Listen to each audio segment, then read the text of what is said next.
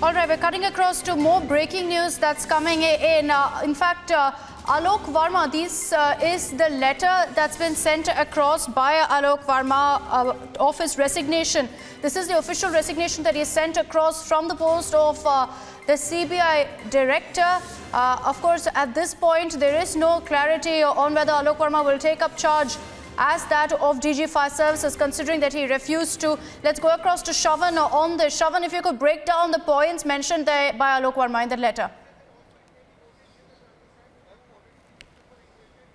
Well, this is the resignation letter that Republic TV has accessed. Resignation of Mr. Alok Verma, who was basically posted as DG Civil Defence Fire Services and Home Guards. The resignation has been addressed to the Secretary of the DOPT of the North Block. Now, I'm going by point. There's four important points given by Mr. Alok Verma. The first begins with the selection committee. One of the main allegations that have been levelled against by Mr. Alok Verma in his resignation is that he wasn't given the opportunity to explain himself, and I'm quoting from the resignation letter. This is what Mr. Verma has to say. The selection committee has not provided me an opportunity to explain the details as recorded by the CVC before arriving at the decision.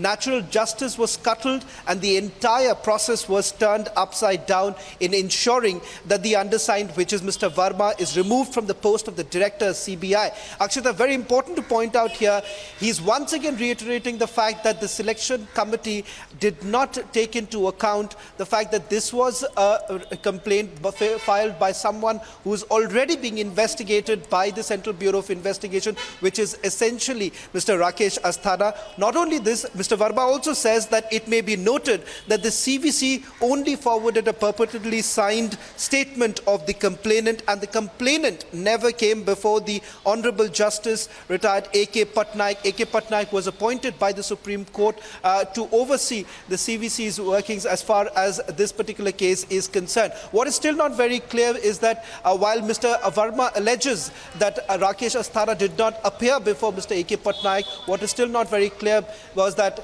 if that is at all true, because given the fact that Mr. Asthana had already presented himself before the CVC. The second point is that he goes on to talk about that institutions are one of the strongest and most visible symbols of democracy, and it is no exaggeration that the CBI is one of the most important organizations in India today. So talks about the independence of the institution. Remember, this is exactly what the opposition parties have also time and again raised, that he wasn't given an opportunity to at least present the facts before the CVC. All right. So essentially, Shavan, you've got Alok Verma saying that he's not been given an opportunity to explain his version. Thanks for those details. We're slipping into a short break now.